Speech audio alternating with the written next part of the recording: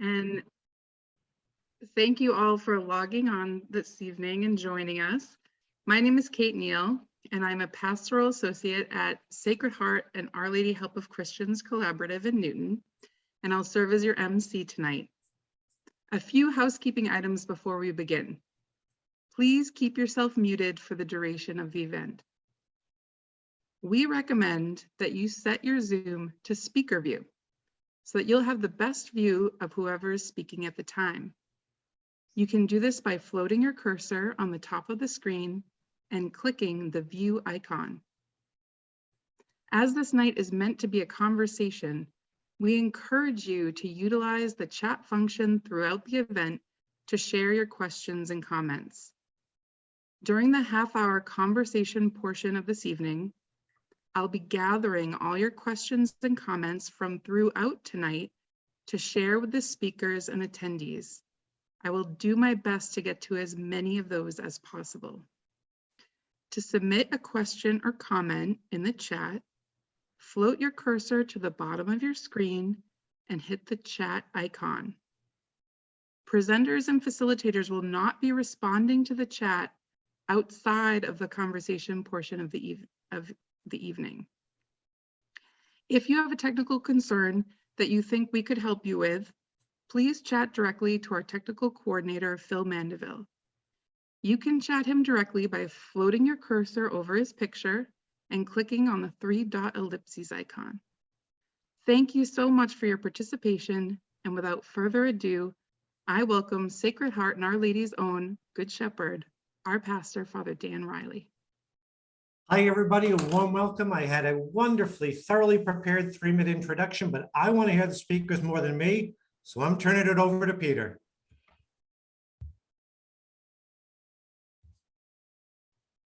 Thank you, Father Dan.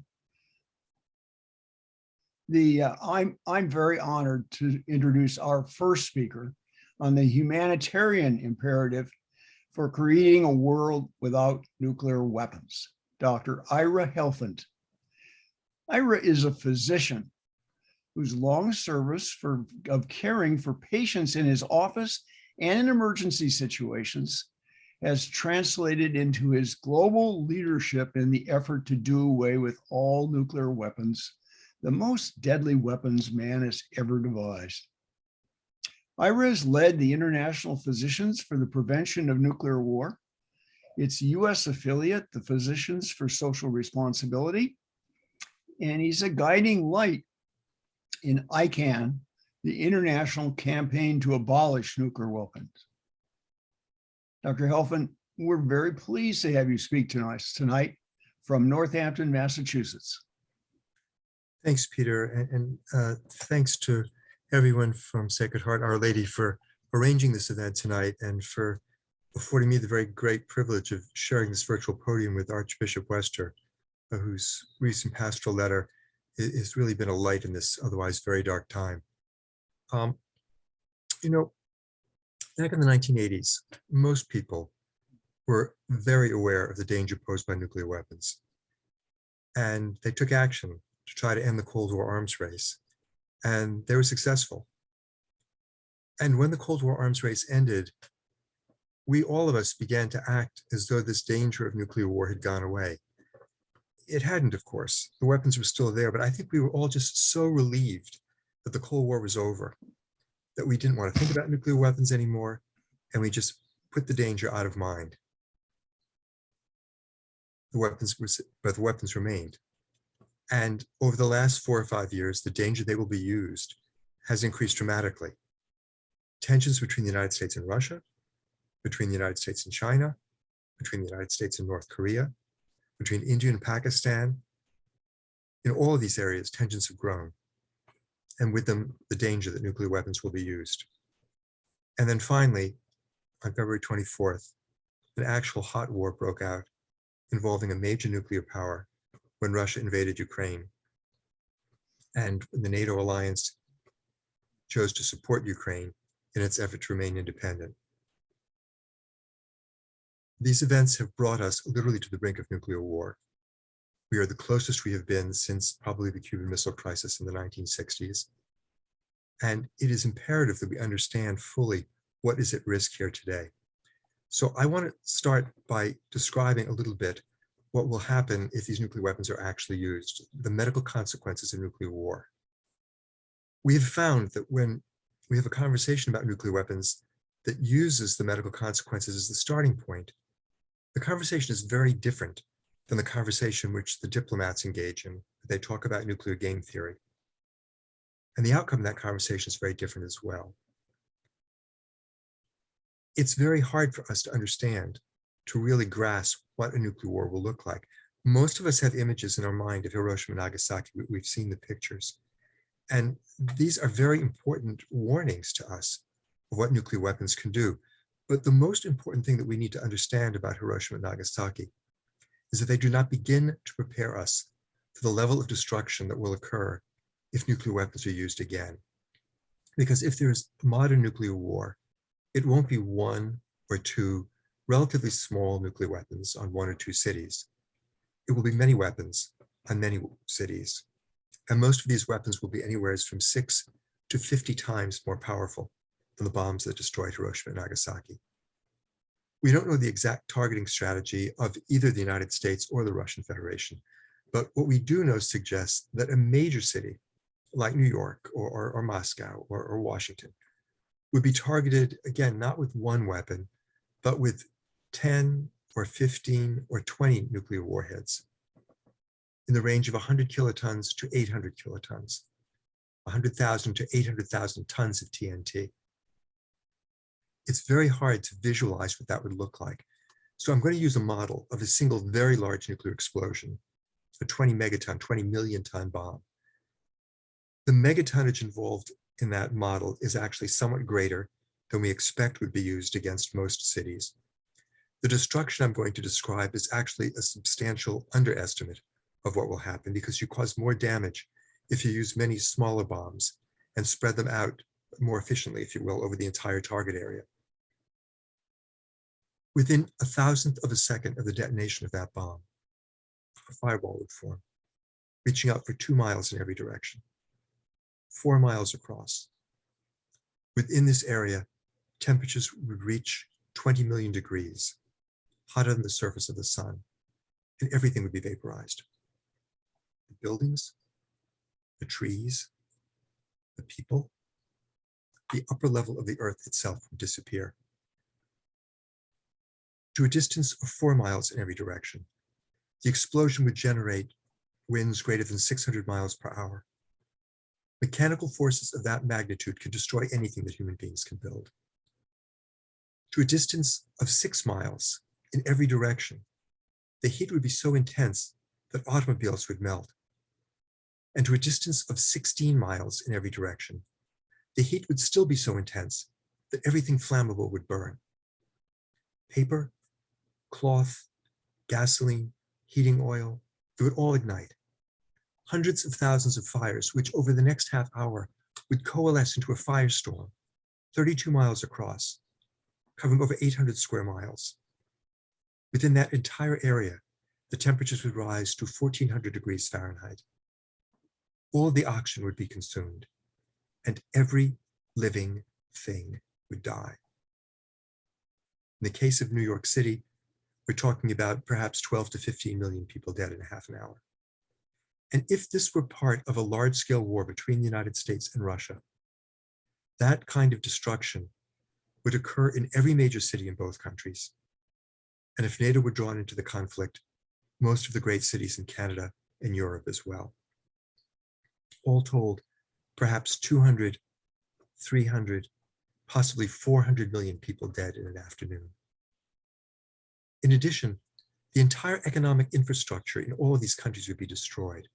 All the things that people depend on to keep themselves alive. There'd be no internet, there'd be no electric grid, there'd be no food distribution system, there'd be no public health system, there'd be no system for distributing fuel oil or heating oil. And in the months following that attack, most people who survived the initial bombing would also die from exposure, from starvation, from radiation poisoning, from epidemic disease. But these are only the effects in the countries directly involved in the war. And we have to understand that a nuclear war on this magnitude would involve the rest of the world as well, because a large-scale war between the United States and Russia would put something like 150 million tons of soot in the upper atmosphere, blocking out the sun and dropping temperatures across the planet an average of 18 degrees Fahrenheit. In the interior regions of North America and Eurasia, the temperatures would drop 45 to 50 degrees Fahrenheit. We have not seen temperatures on this planet that cold since the coldest moment of the last ice age. And under these conditions, which would persist for a decade or more, all the ecosystems which have evolved since the end of that last ice age would collapse. The vast majority of the human race would starve to death, and we might become extinct as a species.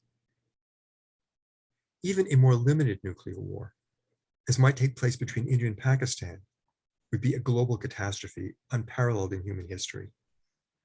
The death toll would be in the tens of millions of immediate fatalities, and there would still be enormous climate disruption, not quite as bad as a war between the United States and Russia, but bad enough to have a catastrophic effect on food production across the planet, enough to trigger a global famine that would put billions of people at risk of starvation.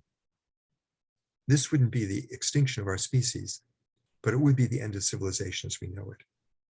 No civilization in history has ever withstood a shock of this magnitude, and there is no reason to believe that our current delicate economic infrastructure that we all depend on would do any better. It's critically important that we understand that what I've just described is not the scenario for some bad science fiction movie. This is the danger that we are living with every day that we allow these weapons to continue to exist. And we need to understand that this kind of destruction can occur at any moment. In the current conflict, both Russia and NATO have made explicit threats to use nuclear weapons. We are living in the insane situation where a handful of people in a handful of countries have the ability to destroy the entire world. And we are reduced to asking them to please not do this. So why is it important that we talk about this? Because the terrible destruction that I have just described is the future that will be if we don't take action. If these weapons continue to exist, it is not a question of if, it is only a question of when they will be used. But the more important point is, this is not the future that needs to be. Nuclear weapons are not a force of nature. Far less are they an act of God. We have built these weapons with our own hands. They are little machines about the size of the chairs we're all sitting in. We know how to take them apart. We've dismantled more than 50,000 of them already. All that is lacking is the political will to dismantle the 13,000 that still remain in the world. And that is where we come in, because we need to create that political will. Around the world, millions of people have come together in support of the Treaty on the Prohibition of Nuclear Weapons, which was advocated by civil society and by a handful of countries that do not possess these weapons and are determined to make the countries which do have them dismantle them. That treaty was negotiated in 2017. It entered into legal force in January of 2021. And it stipulates that for countries which sign the treaty, not just the use of nuclear weapons, not just the testing of nuclear weapons, but the simple possession of nuclear weapons is illegal and prohibited. This was an enormous step forward, but it did not go quite far enough yet, because the 9 countries which possess these weapons have not joined the treaty process. And we need to make sure that they do. Here in the United States, we have launched the Back from the Brink campaign to bring the United States into compliance with the treaty, to bring about a fundamental change in US nuclear policy, so that it is based not on the false idea that nuclear weapons make us secure, but on the accurate understanding that nuclear weapons are the greatest threat to our security. And therefore, for our sake and for the sake of people all around the world, it has to be our highest priority to eliminate these weapons before they eliminate us. Back from the Brink calls on the United States to enter now into negotiation with the other 8 nuclear armed states for a verifiable, enforceable, time-bound agreement to eliminate their nuclear arsenals. It also calls on the United States to take 4 interim steps while these negotiations proceed, things that will lessen the danger of nuclear war while the negotiations are in progress, and which will give impetus to the negotiating process. We call on the United States to renounce the first use of nuclear weapons, to promise we will never use them first. We call on the United States to end the situation where the President of the United States has unchecked authority to launch nuclear weapons. We call on the United States to take its nuclear weapons off of hair trigger alert so they are not vulnerable to cyber attack or to accidental launch. And we call on the United States to end the plan to spend something like $1.7 trillion over the next 3 decades to modernize and enhance every aspect of our nuclear arsenal. Now, we can't know if this initiative will be successful. We don't know if we can convince the United States government to adopt this policy. And if it does, we can't know that the other nuclear armed states will respond favorably to this initiative. But we have to try, because we do know what's going to happen if we do not get rid of these weapons. The fate of the earth, which rests on all of our shoulders, is a terrible burden. And it is difficult for all of us to confront the responsibility which we bear, not just to ourselves, not just to our children, but to our ancestors, whose heritage we are prone to destroy, and to all of our descendants, whose lives will not be if we don't take action. No one of us can deal with this problem alone, but no one of us has the right to step back from that portion of the job which is ours to do. And I think what we really need to remember is that this is a struggle which we can win. In the 1980s, we were convinced correctly that we were heading towards nuclear war if we did not make a fundamental change in US and Soviet nuclear policy. And millions of people took action, and we stopped the Cold War arms race. And I believe that everyone who was involved in that effort played a part in saving the world. We know we can do this. We've done it before. All we are challenging ourselves to do today is to repeat what has already happened. I think each one of us wants to do something good with our life. Those of us living today have been given the opportunity to save the world. And there's absolutely nothing better that anyone can ever do with his or her life. And so I think we need to confront this responsibility, this burden, with that perspective, and understand the extraordinary opportunity we have been given to save all mankind. It says in Deuteronomy that God said, "Behold, I have set before you life and death. Therefore choose life, that you and your children might live." That is literally the choice before mankind today.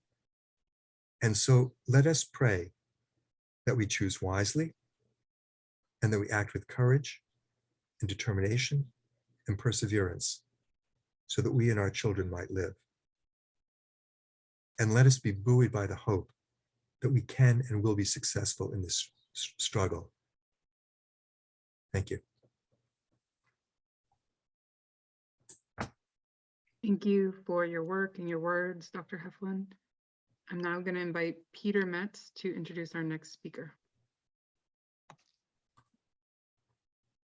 I'm also extremely pleased to introduce our next speaker on the moral imperative for creating a world without nuclear weapons, John Wester, the Archbishop of Santa Fe, New Mexico.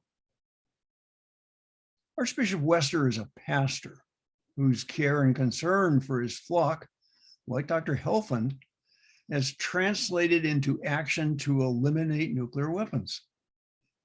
As he tells it, his concern was aroused by a visit to Hiroshima and Nagasaki and the contrasts he saw in the New Mexico History Museum celebrating the creation of the very bombs that had destroyed those cities and some 200,000 people.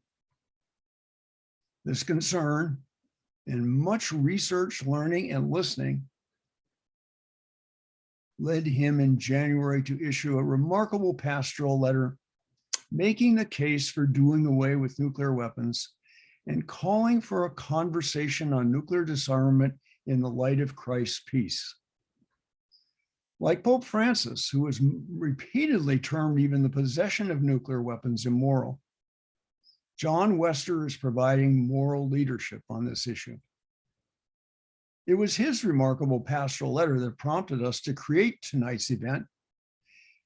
And it is his and Dr. Helfand's leadership that has prompted us to create the call to action that you will hear after Archbishop Wester speaks. Archbishop Wester, we're very pleased to have you speak to us tonight from Santa Fe, New Mexico. Thank you very much, Peter. I'm very grateful to you and to all of you, and I'm very honored to be speaking with Dr. Helfand. I've heard so much about you, Doctor.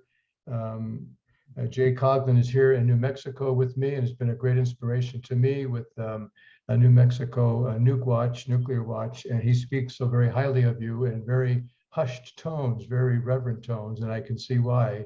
And I just am so grateful to you to be speaking with you, and also to be speaking to all of you who are so committed to this extremely important cause. I'm, if I'm in a sense, a newcomer, if you will. I came to Santa Fe in 2015, and this was not at the top of my ministerial list of things to do when I got here. But as Peter mentioned, my visit to Japan and Hiroshima and Nagasaki with two bishop friends, and then my visit to the museum, I saw this relationship between Santa Fe and Japan. And it was not a relationship that I was proud of. And I thought, well, we do need to be in relationship. I'm going to speak about that a bit later. But I just wanted to say that for now, I come at this as a pastor, as so many of you do, from a moral point of view, as concerned citizens, and wanting to raise my voice with yours. And I'm humbled to do so. I just put a op-ed piece in the Santa Fe New Mexican, responding to a recent article that I read here, that the Los Alamos National Lab here in my archdiocese would get more than $1 billion increase in its proposed budget, ensuring the Department of Energy's fiscal year 2023 spending in the land of enchantment would actually exceed our whole New Mexico's entire state budget by about $1 billion. Out of that money, over 70% would go for programs that seek to indefinitely preserve existing nuclear weapons and build new plutonium pit bomb cores for the new design nuclear weapons. Further, much of the remaining money supports those nuclear weapons programs, such as about $450 million for waste isolation pilot plant, the dump for future radioactive waste from expanded pit production, which is another concern of ours. I just had a confirmation this morning at one of our pueblos, San Felipe, and some of their sacred land is used for the waste that's just put there in a very dangerous way, in my opinion, and it could certainly cause problems going forward. 40% of the Department of Energy's national nuclear weapons budget of $16.5 billion will be spent here in New Mexico alone, double that of any other state. In addition, New Mexico has the largest repository of nuclear warheads in the US, with up to 2,500 warheads held in reserve at Kirtland Air Force Base, just south of the Albuquerque airport. When I first came here, I was flying in and out of Albuquerque. I knew there was something going on down there, but I couldn't tell what it was. And now that I do, it's rather ominous. Our congressional delegation has always supported the nuclear weapons industry in the name of jobs. This needs to be critically examined, it seems to me, and questioned both morally and practically. Why is it that New Mexico consistently ranks near the bottom of all 50 states in the key socioeconomic indicators? Does the nuclear weapons industry benefit New Mexicans as a whole? The facts indicate no, they don't. For example, during the nearly 80 years that the nuclear weapons industry has been in this land of enchantment, as we call it, the Census Bureau data shows New Mexico slipped in per capita income from 37th in 1959 to 49th in 2019. Last year, in the US News and World Report ranking of best states to live in, New Mexico was third from the bottom and dead last in education. According to the New Mexico Human Service Department, we have the highest percentage of seniors living in poverty, and the second highest rate of overall poverty, suicide, and food insecurity among children. The land of enchantment was recently ranked 49th among all states in overall child well-being. Not coincidentally, New Mexico's population is 63% people of color who disproportionately bear the negative impacts of poverty. One can only imagine what $9.4 billion could do for New Mexicans in 1 year. Hire hundreds of new teachers, help protect us against increasing wildfire threats, secure precious water resources, provide medical care for the poor, and clean up contamination from past nuclear weapons production. Instead, it's going to nuclear weapons forever, even as the chances of potential nuclear war are increasing, and we already have global overkill many times over, as Dr. Helfand has described for us. The Vatican itself has evolved from conditionally accepting nuclear weapons as necessary for so-called deterrence to now declaring even their possession as immoral. Pope Francis made that very clear recently in the last couple of years, and he's repeated it again. He said it in 2019 and again in 2020, that even possessing nuclear weapons is immoral. To me, the moral needle took a huge tick. That made a huge difference in our moral assessment of even possessing nuclear weapons. Of course, this is because of what Dr. Helfand has already described, and because nuclear weapons indiscriminately kill everybody. And the nuclear powers have made zero progress toward the disarmament they promised to pursue in the 1970 Non-Proliferation Treaty. In fact, they're going backward with Russia's current nuclear saber rattling and our nation's $1 trillion nuclear weapons modernization program, as Dr. Helfand just mentioned. In truth, neither country ever really had just deterrence as its main goal. We know that that's not true because we have thousands and thousands more nuclear weapons than we need. The United States, I think, 5,500, Russia, about 6,257. If it was only just for deterrence, we would only need 100 or 200. But clearly we do have, it seems to me, plans for first strike capabilities and actually fighting a nuclear war. Given today's increased dangers, I like to quote former President Ronald Reagan, who said that a nuclear war cannot be won and must never be fought. The only value in our two nations possessing nuclear weapons is to make sure they will never be used. But then, would it not be better to do away with them entirely? And as former Defense Secretary Robert McNamara said of the Cuban Missile Crisis, rationality will not save us. It was luck that prevented nuclear war. I can remember that missile crisis in 1962. I was 12 years old, and I remember walking home from school. It's as vivid as I can, as if it were yesterday. I was on Glenwood Avenue in Daly City, right near San Francisco. And as a couple of planes were going overhead, we children were looking up and wondering if those were Russian planes. We were trying to see if there was Russian markings on the wings and if we should run home because we were afraid. But actually, I haven't been afraid like that, to be honest with you, since 1962. I do remember being told what to do when I was in public school, to hide under my desk. I do remember people talking about iodine, which, by the way, I understand from one of the Pax Christi groups. One country, I think is in the Netherlands, they're having a run on iodine now, which will tell you how people are so afraid today. But basically, I was, with everybody, I guess, in many ways, lulled in a false sense of complacency. And so when I saw what I saw in Japan and coming here to Santa Fe, it strikes me that we have a moral imperative from our church to do all that we can to disarm in a verifiable and complete way. I come upon it, I think, especially from a scriptural point of view. There's much that can be said, but my time is limited. But I know that we're called to live in right relationships with each other. That's a basic fundamental call of the scriptures and of our faith, our Catholic faith, and so many other faiths, major faiths throughout the world, and people with no faith, people who have just a common regard for the common good. These right relationships are critical to our existence. I love a quote from, if you'll let me quote you here, from Walter Burkhardt, a Jesuit who was a wonderful Jesuit. If I can find it here on my pages, but he Give me just 1 second. But he talks about the importance of right relationships.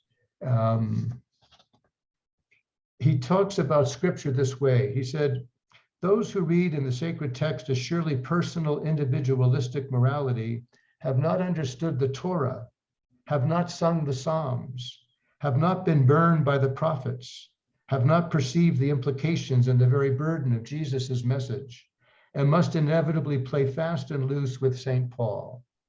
The social focus of God's book is evident on the first page. The song of creation is its overture. Our incredibly imaginative God had in mind not isolated units or autonomous entities, but rather a people, a human family, a community of persons, a body genuinely one.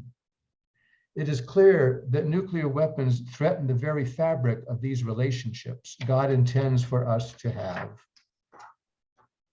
We even traditionally speak of nuclear arms as existing in silos.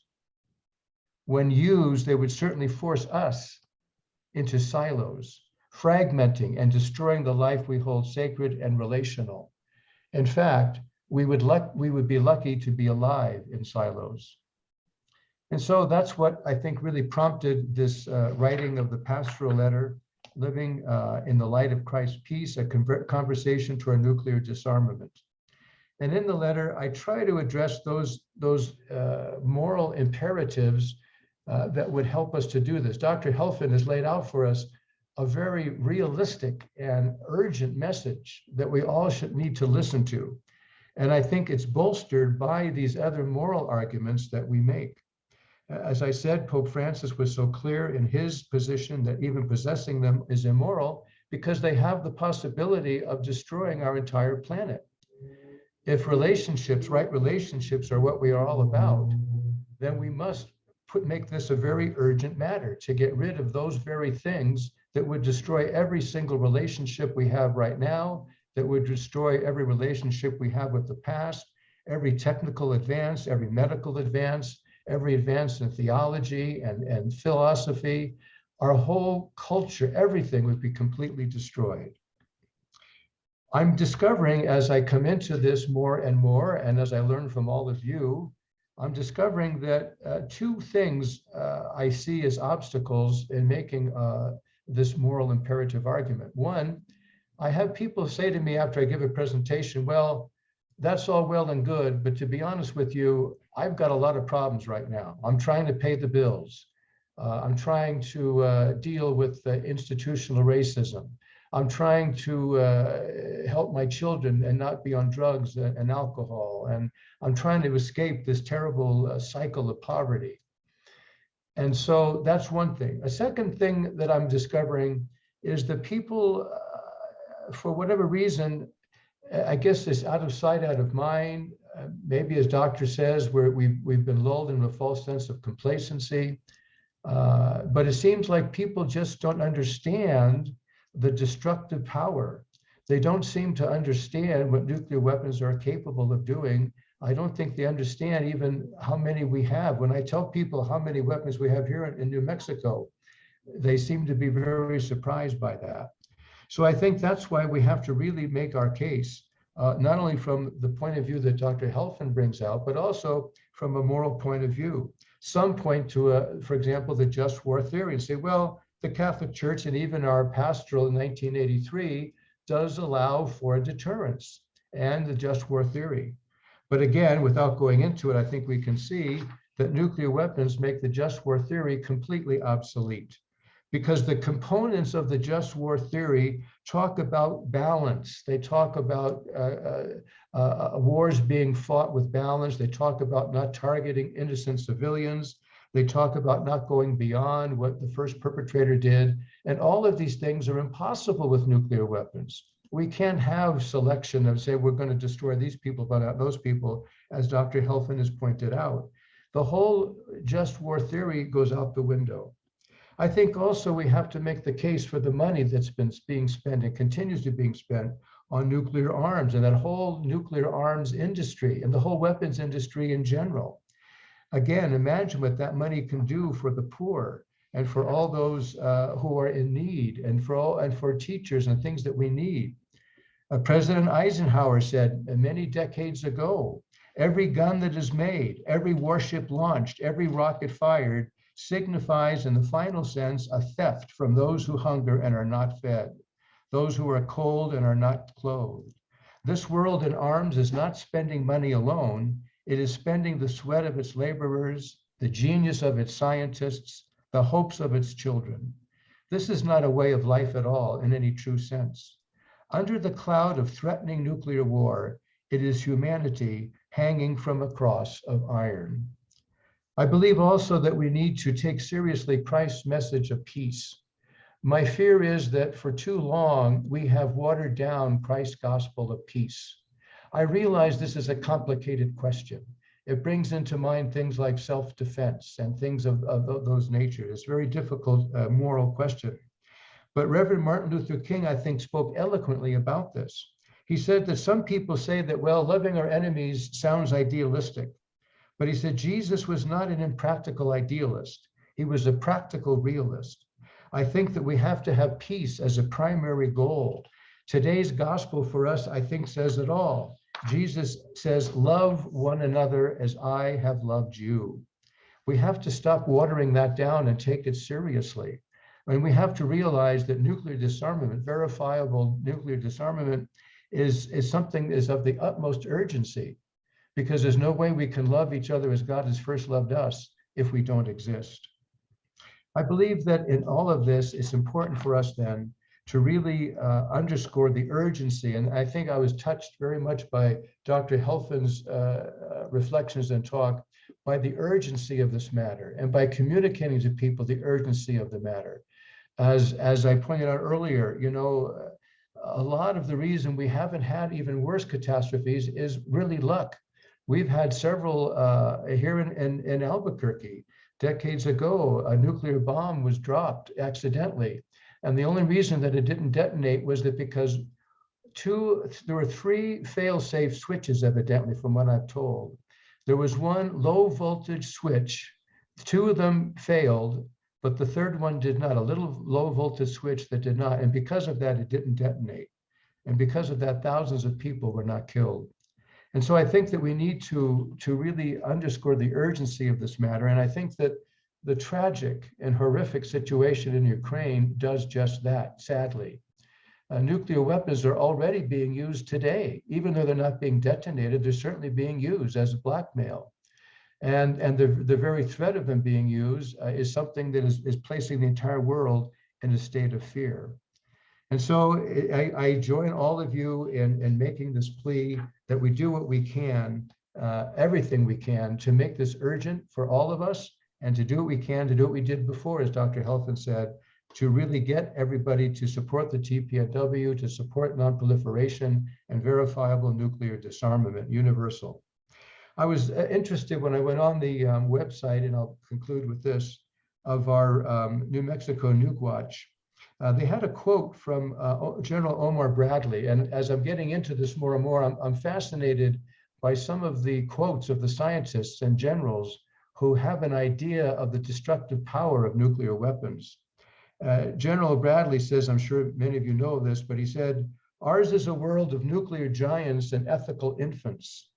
We know more about war than we know about peace, more about killing than we know about living. We have grasped the mystery of the atom and rejected the Sermon on the Mount. Pope Francis, in his Urbi et Orbi speech this past Easter, a few weeks ago, he quoted the Russell Einstein Manifesto. He said, here then is the problem which we present to you, stark and dreadful and inescapable. Shall we put an end to the human race, or shall humankind renounce war? My dear sisters and brothers, I pray that all of us can help answer that question, that we must not put an end to the human race. We must pray and work hard for verifiable universal nuclear disarmament, and we must work hard to build a world of peace and a world of right relationships. Thank you very much.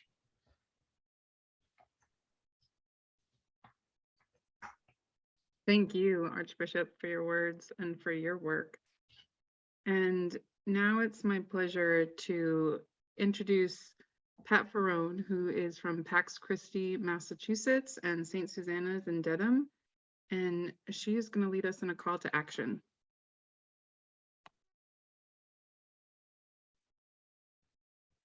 You're muted, Pat.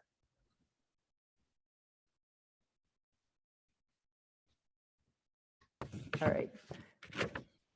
Thank you both, Archbishop Wester and Dr. Ira Helfand. I've heard you you speak many times, Dr. Helfand, and I've appreciated you, and I've read carefully your letter, Archbishop, and we have used it in many ways already. So I do represent, I am from St. Susanna's, and I am on the Pax Christi, Massachusetts board, and I've been given 5 minutes to speak quickly to give you some takeaways. That some of this will be repeat information because it's been covered in some way, but I'll tell you, you don't have to take any notes. All the information that's presented, as well as the link to tonight's program, will be sent to you by email.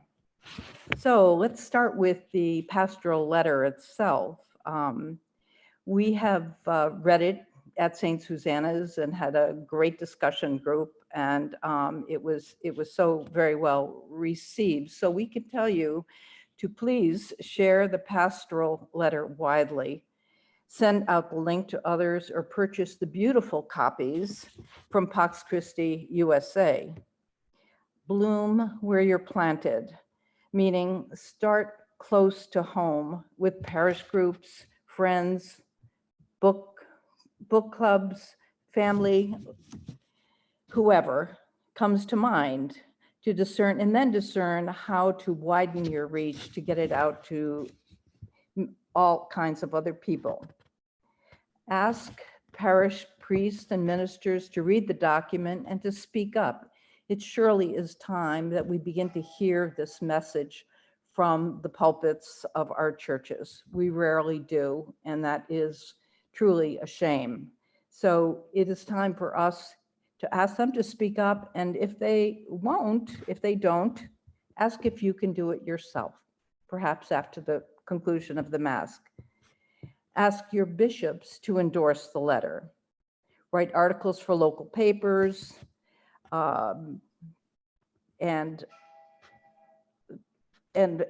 follow up. Let's see, and I'll tell you that Pax Christi, Massachusetts, through St. Susanna, has mailed copies to all the Massachusetts bishops, and will follow up with requests for meetings with them.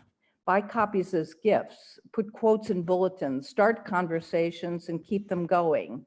They can lead to education, exploration, cohesion, imagination, and transformation, and ways for people to grasp the urgency of the need to abolish nuclear weapons.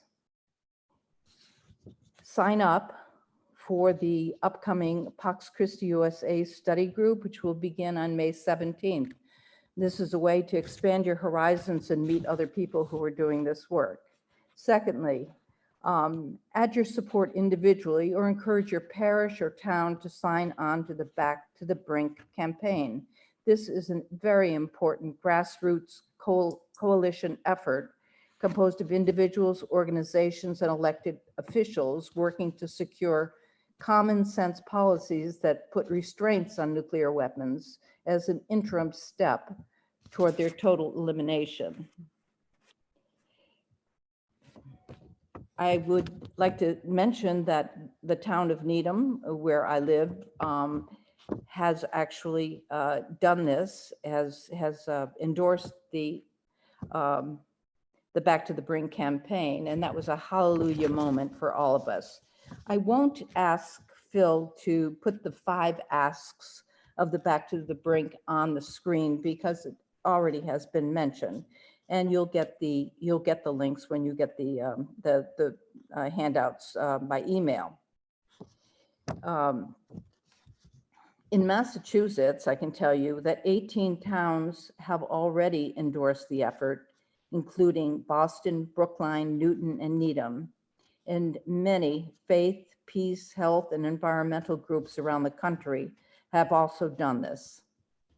Back from the Brink sees their work as providing a way for the U.S. to eventually join the United Nations Treaty for the Prohibition of Nuclear Weapons, which was ratified in 2021, as Dr. Helfand said.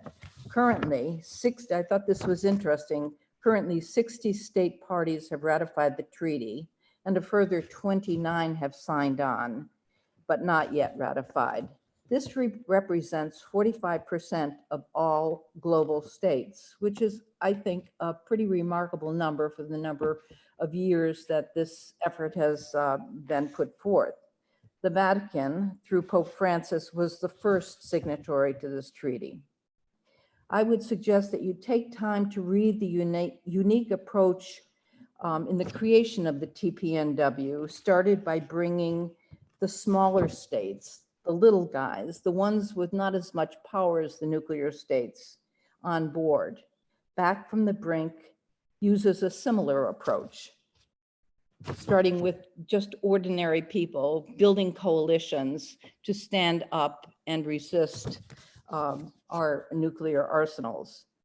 Third, why not send President Biden a message reminding him of his own convictions in 2017?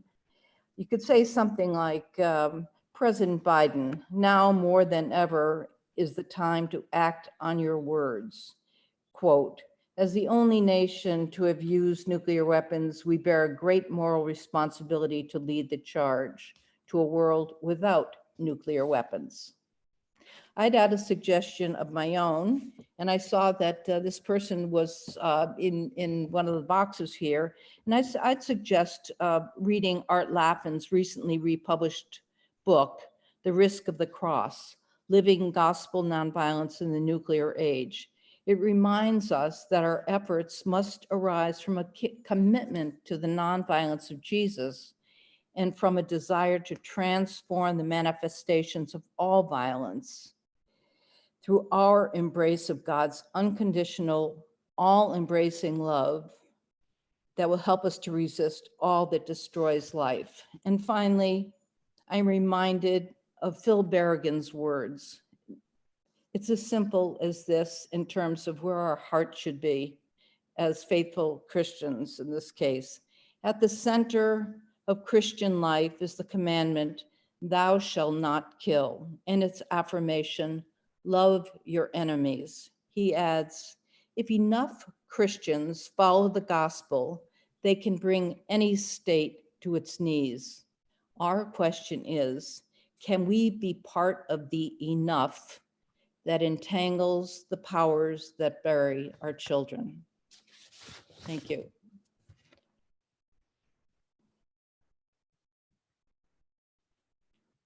Thank you so much, Pat. And I hope that everyone will take these calls to action to heart. We really feel strongly that tonight, to have so many of you here to hear our wonderful speakers should come from a place of wanting to take action. So you'll be getting a follow-up email from us, and we hope you will take some action following this. So there's some wonderful conversation happening in the chat. Please make sure to read some of the longer comments fully on your own, because there's some really wonderful comments. But I'm going to start with some of the questions that people asked for our speakers. And one of the first questions that came across was that either speaker could answer the likelihood or unlikelihood that there could be a limited nuclear exchange in the near future.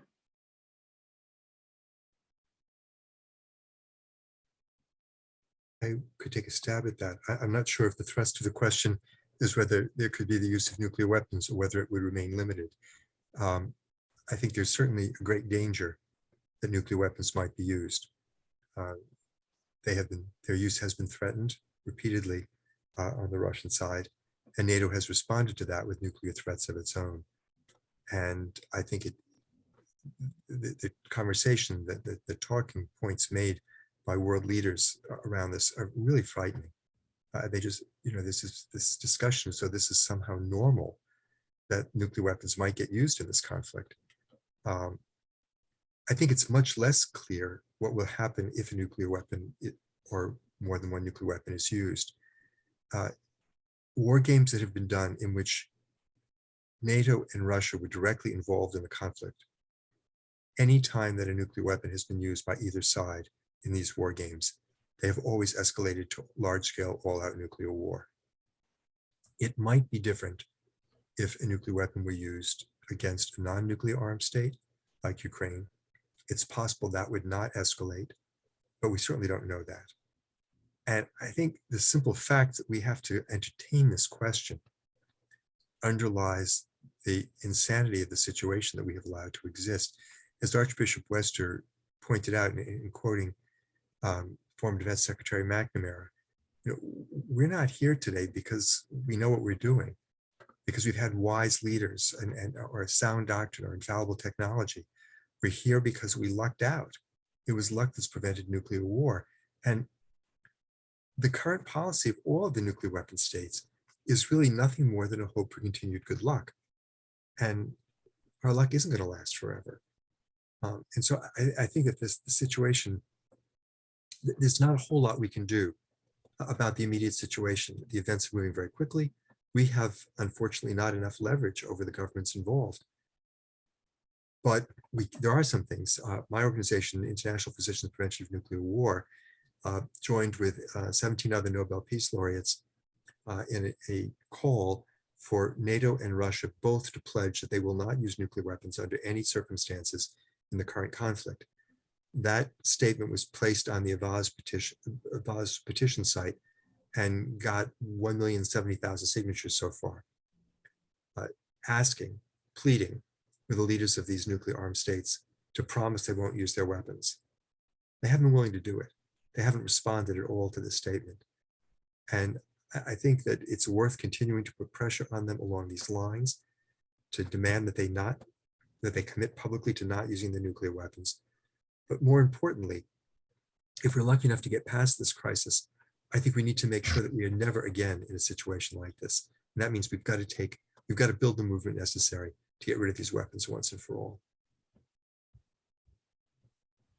It occurs to me too, and I don't defer to doctor, but I think that I agree wholeheartedly that when you look at how wars have started in the past, the situation got out of hand. And I think that those war games that they planned should demonstrate that, as doctor said. And the other thing that concerns me is that, the Ukraine situation, Poland and Romania and all those countries, they're all right there. And so, it reminds me of, remember the old days when flying and they had a smoking section and a non-smoking section, so you could be in the row right behind the smokers. Well, it didn't do much good. You're breathing in that smoke. Well, the same is true here. The radiation poisoning, the effects of a nuclear, even a tactical weapon being exploded in Ukraine, not to mention how horrific for the Ukrainians, but for those neighboring countries, and then how would we respond?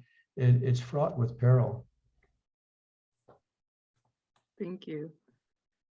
There were several people who asked a similar question to this one, and it's aimed at the Archbishop.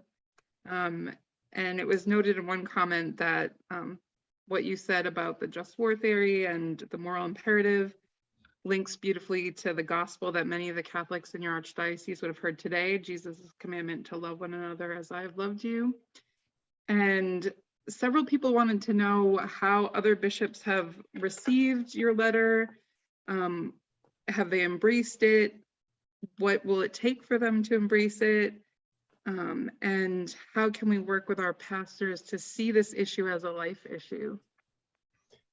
Well, thank you. The question is a good question. I think that I've had calls from my bishop friends who have been very supportive, and they're very happy with the letter, and they feel that it's urgent, and they're glad. I think particularly because I'm the Archbishop of Santa Fe, that's been an important fact. That, in other words, we were in the 80s and late 70s and 80s, this archdiocese was very vocal and very demonstrative and moving for an abolition of nuclear weapons. Then there was decades of other issues came up, and So I think we're trying to rejuvenate that, and I think that's important. I haven't gotten a whole lot of response from the bishops as a whole. We're going to be meeting in San Diego next month, and I expect to be able to talk to some of them, or they might mention it then. But my impression, it's only an impression anecdotally, is that that this issue is not something that's on the front burner for a lot of people. That just simply is not something that people are, now with the Ukraine situation that's changed somewhat, but I think people are still like prefer to have their head in the sand. And so I'm not sure how much that has to do with it, but so I'm just gonna keep trying to do my best. And for example, I joined Pax Christi last week. I've been debating it, for a long time. And so now I realize that, well, so I can see in my own life that this is evolving, this whole, my whole, by being here in Santa Fe, and I'm beginning to get more and more involved. So I'm hoping that's the case with many of my brother bishops too. I know they're caring about this issue, they care about peace, but I just don't know. And the other thing I don't understand too is the politics of it. And that's what I'm interested in learning from you more. And but I think that there is a political position, frankly, that still thinks that, the United States somehow, we control things, and with our nuclear arsenal, and this is the way to go. That's that's false thinking. It's not good thinking, and it's going to get us all wiped out someday. So I think I'm not sure how the politics fits into this. I'm just not sure yet. Thank you for that. So several comments were asking about the treaty on the prohibition for nuclear weapons. And one question was particular about whether it could be put into effect regionally, especially with the Ukraine, NATO, and Russia as a start to increase security for Russia and Europe. I don't know if Dr. Helfland, you would like to speak to that. I'm not sure what is meant by putting it into effect regionally. I mean, certainly it is binding on the countries which sign it.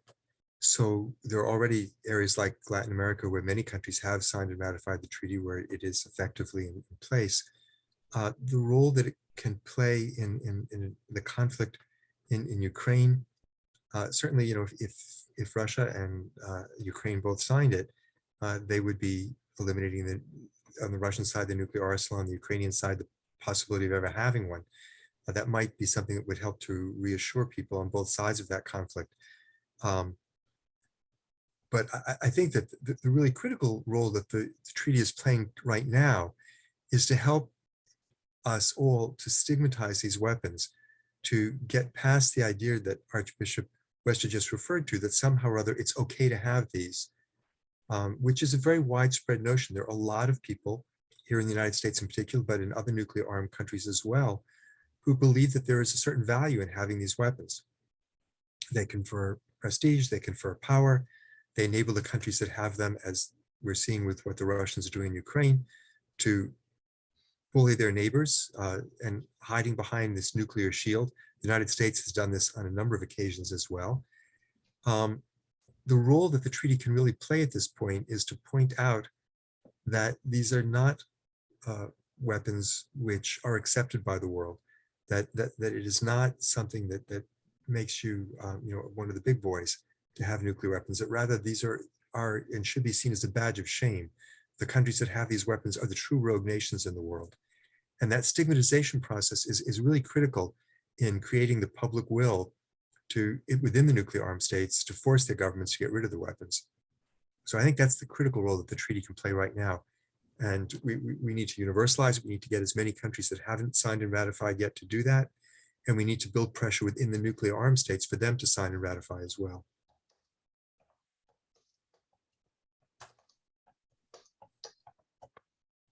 I'm reading a lot of comments in the chat about sort of a conversation about how the US is the world leader in the problem of nuclear weapons, and yet isn't taking the lead to make the change. But then people pose the question of how do you deal with actors such as North Korea, who make people very nervous, that they're exercising leverage and don't appear likely to stop, that there's not a lot of faith in our leadership who there's this feeling of moving towards, on the brink of World War III. And so in a time like this, when fears are so high and there's so many actors that people are nervous about, even though many people commented, we should be the ones people are most nervous about. How do we deal with this? How do we start to make people understand this call as not an irrational risk, as someone put it, or an invitation to attack when there's that kind of fear out there? Well, in terms of the Back from the Brink campaign, we're not advocating that the United States unilaterally disarm. We're advocating for universal disarmament. We're advocating that the United States take leadership in bringing about that universal disarmament by initiating the process in which all nuclear armed states agree to give up their nuclear arsenals. As I said earlier, there's no guarantee that this approach is going to work, but we really don't have any choice. There is no alternative to trying this.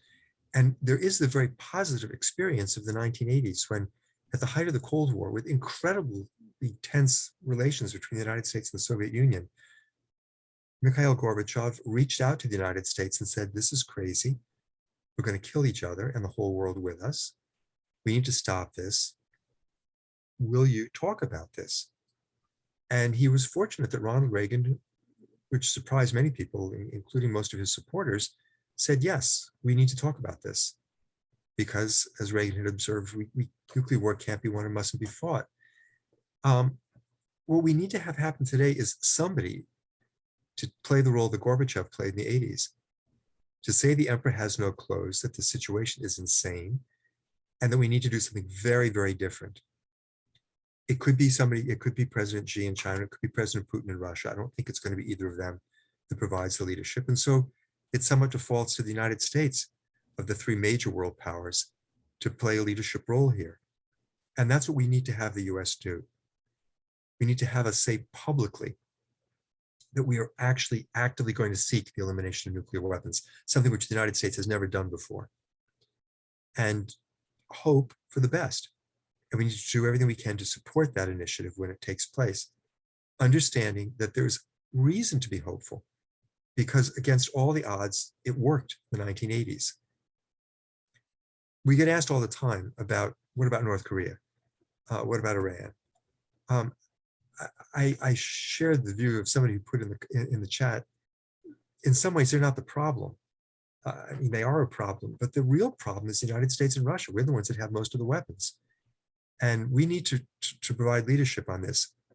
I firmly believe that if the United States were able to convince Russia and China that we need to create a new world order based on the elimination of nuclear weapons, that the three of them working together could bring countries like Iran and North Korea along with them. They're able to the North Koreans are only able to maintain their nuclear arsenal because they play off the rivalry between the United States and China and Russia. If those three countries together said, it's over, the world is going to be free of nuclear weapons, and you're going to give up yours too, I don't think the North Koreans could or would resist that. I think that's very true. And I think that's very promising, that approach. And furthermore, it could be continued on by, if you look at a lot of the reasons, in my opinion, why countries want to get these weapons, like North Korea or Iran, whatever, it's for bargaining power. They basically want to get food, they want to get medicine, they want to get other things. So I think if we were to come together through the auspices of the United Nations or whatever, to really try to solve some of the real problems that are besetting our globe, that would make a big difference.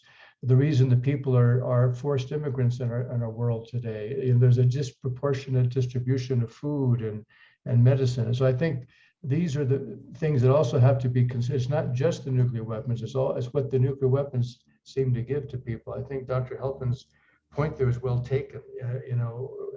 If we could frame it differently, that we're not this big superpower, but that we should be ashamed of ourselves, those countries that have such a proliferation of weapons, it would change everything and start really dealing with the issues.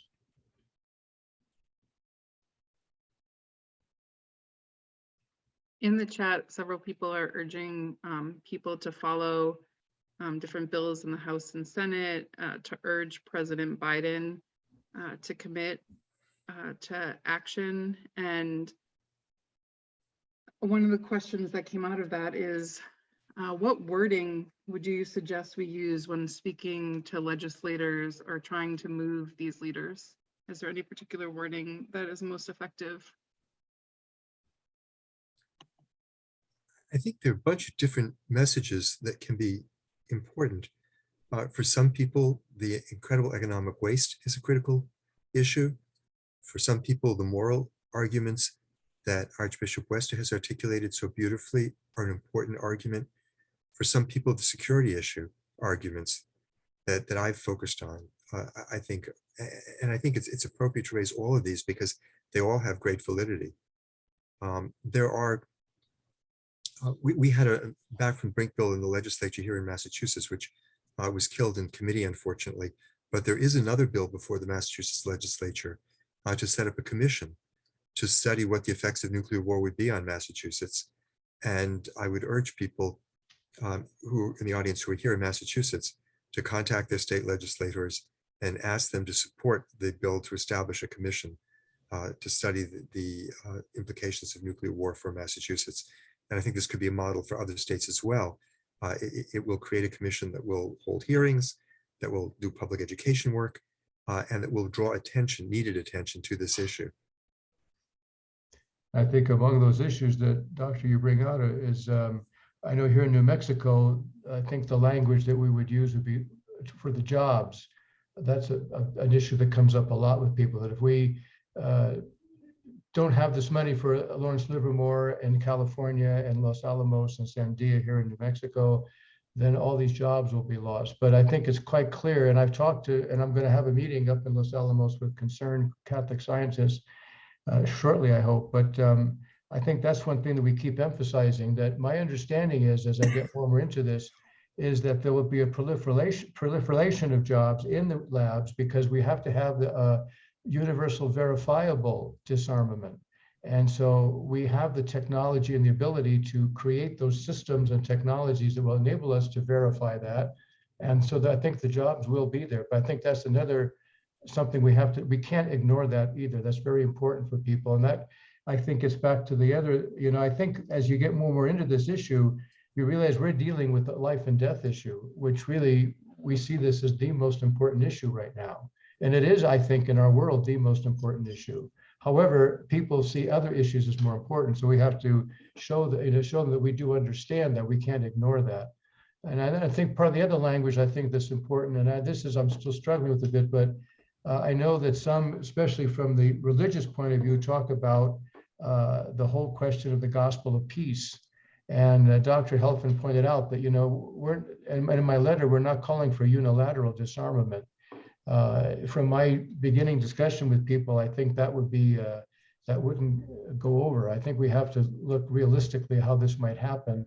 So the language we need to use is maybe an evolution. If we could move toward reducing nuclear weapons, getting down to the bare minimum, and then getting down to doing it by stages, I think people might find that more convincing or more palatable.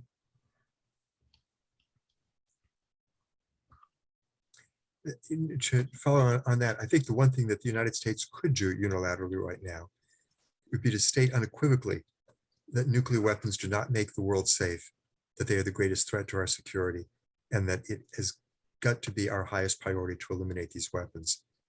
That doesn't commit the United States to eliminating the weapons unilaterally, but it does redefine the entire conversation and make it clear that it is our judgment, the United States' judgment, if we adopt this position, that nuclear weapons must be eliminated. And that I think much would flow from that. That would really break up a logjam, because that hasn't been the position of the United States ever. We have always acted as though and believed that nuclear weapons were useful and that we gained something by possessing these weapons. And that complete reversal of policy is something that could be done quickly by this administration, by President Biden. He could do that in a speech this week. Doctor, hasn't President Biden in the past, maybe when he was vice president or running for office before, hasn't he come out and spoken about this? Has he made, it seems to me that he made comments about the importance of this, but maybe I'm mistaken on that. Oh, no, you're right. No, I think he absolutely has. And I think they were referred to earlier in the program. He said in 2017 that the United States is the only country that had used nuclear weapons, had a special responsibility to lead the way to a world free of these weapons. He's also said explicitly that he favored the US adopting a no first use policy, but he's refused to do that since he's become president. And I think that's partly where we come in as well, because he's under enormous pressure politically not to do these things. We have to both put pressure on him to do the right things, but also create space where he can do that and feel that he's not going to, endanger everything else he's trying to do politically by taking a position that is not supported by the public. So that's part of our job I think is to create that space where the administration can follow its better instincts and do things which President Biden said he wants to do. That's a very good point. I think also that a lot of people base their opinions on narratives that they've been given by our military and certain politicians, and they bought into that narrative, which is not necessarily true one. Even for example, that's one thing we left in the pastoral letter that is controversial. I admit it's great, and we almost took it out, but I thought, well, no, it does spark conversation, and that is, that there are those, and a book's even been written, that we dropped the bombs in Hiroshima and Nagasaki just to show Russia that we have them and that we could use them and would use them, and that was part of the reasoning. And so I think that, there's been a lot of narratives put out there and I think a lot of our job is to correct that and to just to speak the truth.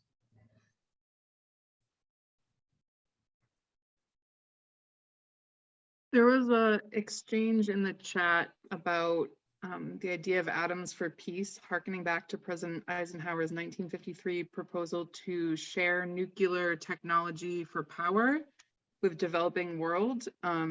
And people sort of responded to that it was a negative program. And so could the speakers speak to the idea of nuclear energy, the developing world in relation to climate change, and how that fits in with a call to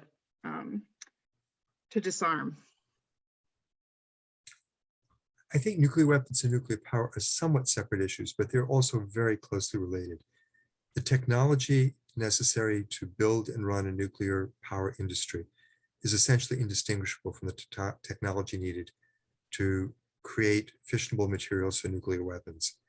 And we have seen that in practice. The Israeli, Indian, Pakistani, and North Korean nuclear weapons, all developed outside of the Non-Proliferation Treaty, were all developed out of programs that were supposed to be for peaceful use of nuclear power.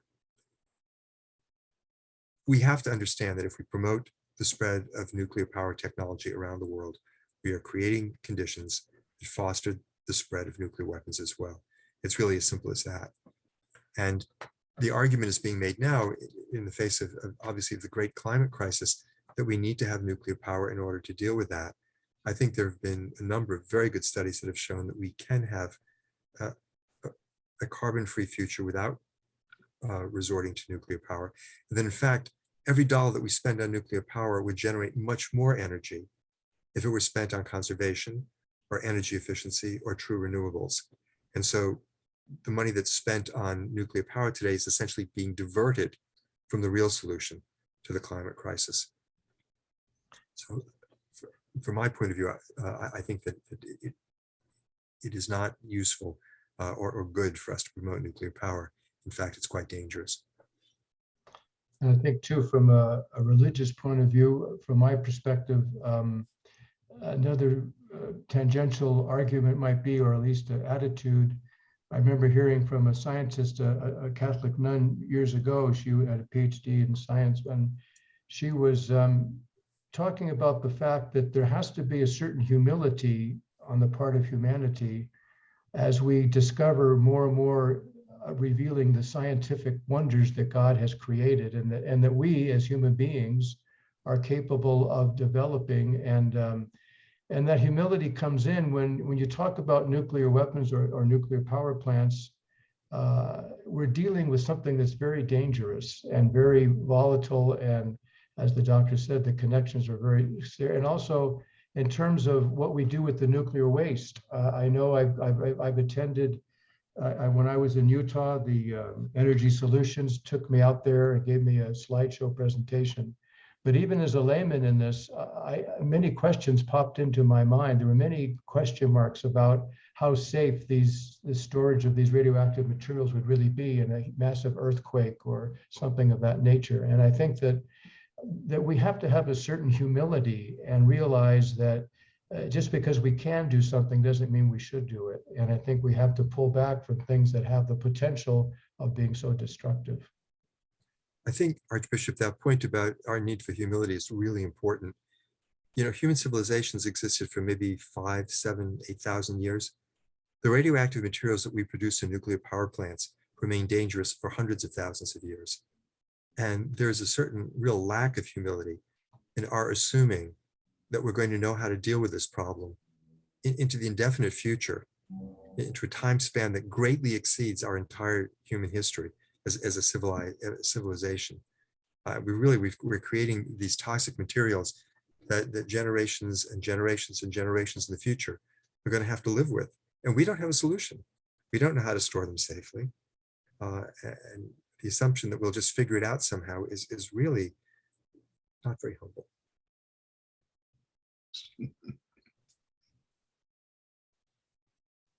One of the questions is about civil disobedience and large protests. And is there a place for that now? And can you speak to whether you think that could make a difference in the current climate? Well, I take a shot at that. I think that that is one of my dear a friend of mine over many years, Father Louis Vitale in California, Franciscan. And as many of you may know of him, I'm sure, he got very friendly with the judge there that put him to jail, I think over 50 times. But he was a protester. He engaged in civil disobedience. And I do think there's a place for that. I think everybody has to come to their own understanding of that, myself, in terms of, you know, what you should do, when you should do it, how you should do it. I do think that we need that prophetic witness. I think there's a place for it as long as it's nonviolent, as long as it doesn't endanger anybody.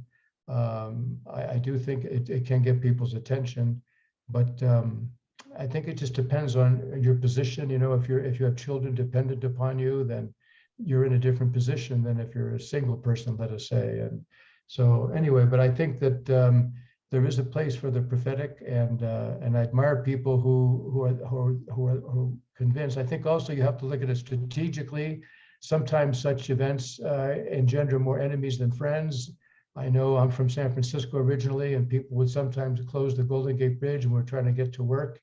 And you know, so you got to weigh the options, I suppose, and that may or may not be the best action. But I think there's certainly, it shouldn't be ruled out. I don't think. It seems to me, as long as it's nonviolent, as long as you've considered the consequences, and if your cause is just and you feel that this is important, then I could see it being morally justified.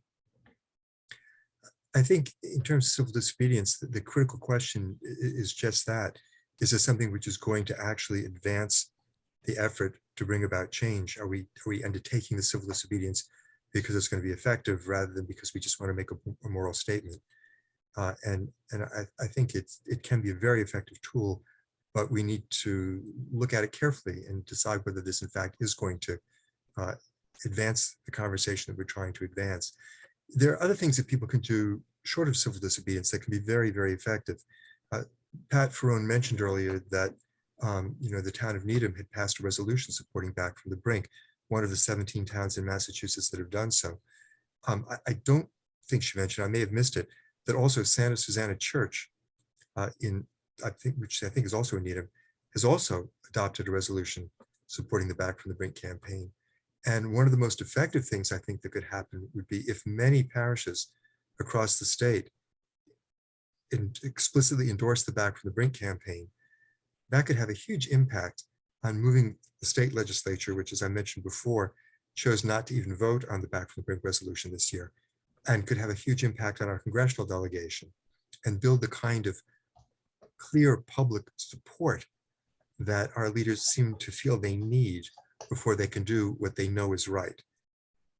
So I would encourage all of you to look at your local parish, at other organizations that you might belong to, civic organizations, professional associations, and get each of them to endorse the Back from the Brink campaign.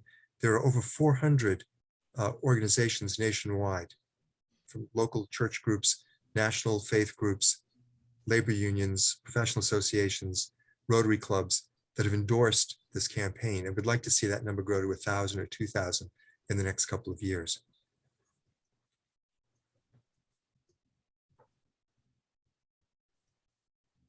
And so we're coming to a close of the question and answer conversation portion of the evening. I hope that people were reading the chat box, because there was eloquent and beautiful statements being made throughout it, and a lot of calls for nonviolence, for movement from the church, for movement from the government. And so I hope that everyone was reading along for those comments, a lot of good resources. And again, we're going to be sending out a follow-up email that has links to a lot of these resources in it. I will hope that both speakers saw that there was so much gratitude and encouragement in the chat for the work that you're doing, how much it has affected people, changed people, and how much people feel it's made a difference. There were so many comments thanking you and talking about what it's meant, and calling for the Archbishop to be nominated for the Nobel Peace Prize was even in there. So, so we thank you so much for your time this evening, for answering questions, for moving us to action. It's so inspiring, and we have so much gratitude for that. I also wanted to take a moment before we move to close to thank the committee from Sacred Heart and Our Ladies who put this together. Barbara Allaire, who was our fearless leader, put so much time in, and Richard Daggett, Ann Kaposha, Peg Morrison, Peter Metz, who we honestly wouldn't be here if Peter hadn't got us here. So thank you, Peter. And to St. Susanna's in Dedham, Pat and Phil, just the amount of time and care that you've given this, it's so encouraging. So I want to now introduce Barbara Allaire, who will be closing us in a prayer.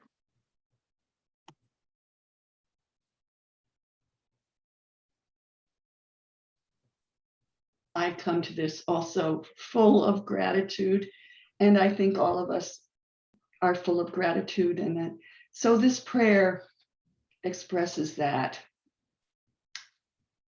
God of all creation, you are the source of everything that is good. We are in awe of the beauty of the world you have given us. We hold dear all your gifts, this precious life, our families, our friends and communities, our whole planet that struggles to live in peace. We thank you, God, for our speakers tonight, Dr. Helfand and Archbishop Wester, who are unafraid to look into the abyss of nuclear weapons and disturb us with that reality, while offering hope through ways to act together responsibly to help rid the world of these weapons. We thank you for all who gathered here at this forum, seeking how to make a difference. For the witness of Pope Francis, who has said repeatedly, the possessing of nuclear weapons is immoral. We thank you, God. As Francis prayed at the Hiroshima Peace Memorial in 2019, come, Lord, for it is late. And where destruction has abounded, may hope also abound, that we can write and achieve a different future. Come, Lord, Prince of Peace, make us instruments and reflections of your peace. Amen. Amen.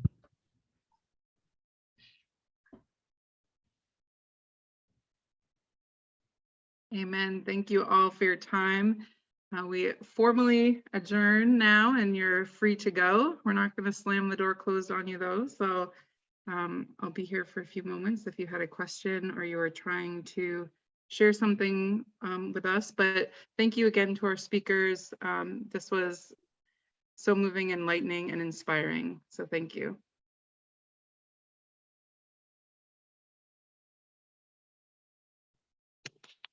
I'll give you applause since you can't hear everybody else, even though I know they're applauding.